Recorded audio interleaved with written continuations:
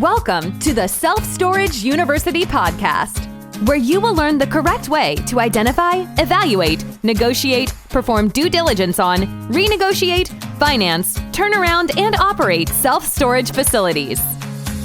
And now, here is your host, a partner in one of the largest real estate portfolios in the U.S. with nearly $1 billion of holdings, Frank Rolfe. Most real estate buyers in America are drawn like moth to a flame to what we call hot markets. But the problem is that hot market can often leave you burned. This is Frank Rolfe with the Self-Storage University podcast.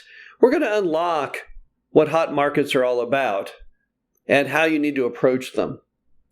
So let's first go over the definition of what is a hot market.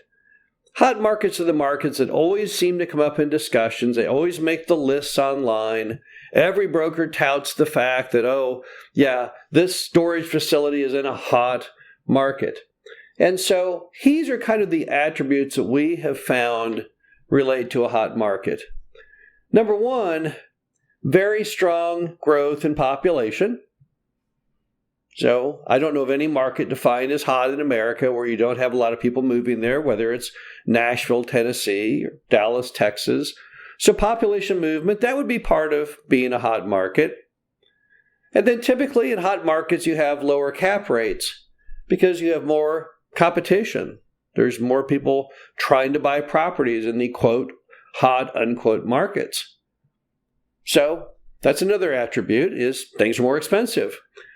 And then you do have typically stronger lender favorability because the lenders are just like real estate buyers. They hear it's a hot market. They get all excited. Oh, this storage property, well, this thing's located in Las Vegas, Nevada. So it's in a hot market. It must be safer than other deals, they would say. And then typically you've got higher pricing because you've got rents typically that are higher because everyone sees the growing population and gosh darn it, we're in a hot market. So let's raise those unit rents even higher. And there's typically little supply because it's what they call a seller's market. So people are holding off, waiting for values to climb even higher because they know with greater population, it's going to make it even more valuable. So why sell today when I can sell tomorrow for even more money? But the problem is that everything I just mentioned, every single one of those items are not good if you're a buyer. Right? So if I'm a buyer, why do I want to go to a market that has lower cap rates and higher pricing and high rents and all these other things? And the answer is you wouldn't. That's the problem. People are like lemmings. They all follow each other. The lemming is a little creature that will dive off a cliff to its death, following all the other lemmings that dive off the cliff. You don't want to be one of those people. You don't want to follow the Joneses and just to your ultimate financial ruin. So when I think of a hot market, when I hear the word a hot market from a broker, that's a market I find that I'm repelled from. Don't have any interest to be in the quote, hot, unquote market. Instead, the key to it all is to buy in the markets before they become hot. So think about that for a moment. If we're saying that a hot market is a seller's paradise, and a hot market displays highest rents and lowest vacancy and greatest demand and highest prices, then the whole key to playing the hot market game is to not buy in a hot market, but to buy in a market that's not hot, that you know will eventually attain hot status. You know, we were buying properties down in the Austin, Texas area back before Austin was considered a hot market because we saw the promise of it. It's capital of Texas.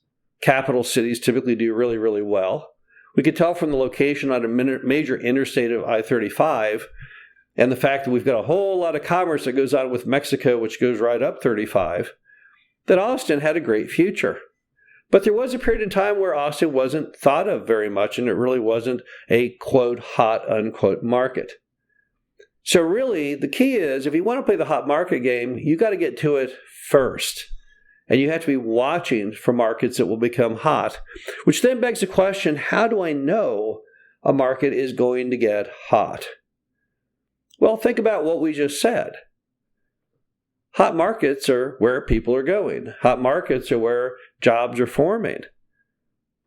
So we can kind of map that out. You can look at, right now, the stats on where people are going. People track such issues as U-Haul, where those U-Haul trailers start from and end, to give them a very clear indication of where Americans are moving from and to.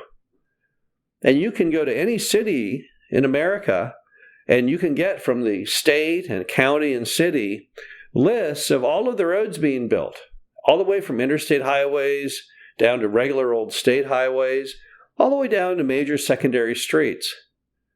And you can lay all of that out, and you can start to get a pretty decent idea of where things are happening. You can watch some of the people who typically are precursors to population growth, like Walmart, and where those are going in. And you lay all that out on a map, and you can kind of see what's happening. We know from a macro level, for example, that a lot of people in the north are moving to the south. We also know on a macro level, a lot of people in urban centers of America are moving out into suburbs and exurbs. So you can watch that population movement and get a really good initial handle of what we think will ultimately be hot. But also you have to do some forecasting. You have to say to yourself, okay, where do I think people are going? Where do I see the new opportunities in the American economy? So you have to become educated yourself. Read a lot of things on these various issues and concepts. And if you read a lot, eventually you will start to visualize where you think the future of hotness may be. And when you figure out where you think the future hot markets are, that's when you want to buy. Before they're hot. When you buy things after they're hot, what happens to you? Well, we can simply look around at self-storage owners who have bought in those hot markets, and you can see they're not doing well right now.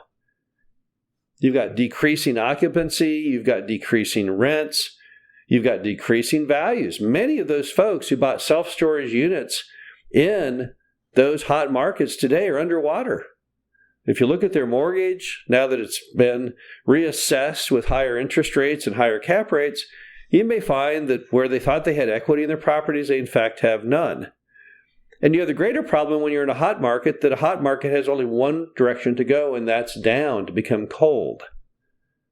So that's the other problem in buying in the hot market is you've got everything working against you and nothing going on in your favor. The bottom line to it is there's nothing wrong with hot markets, but only if you got there first and early on before they became hot. This is Frank Rolfe, the Self-Storage University podcast. Hope you enjoyed this. Talk to you again soon. Thank you for listening to the Self-Storage University podcast. Be sure to visit us at ssupodcast.com, where you can learn the correct way to identify, evaluate, negotiate, perform due diligence on, renegotiate, finance, turnaround, and operate self-storage facilities.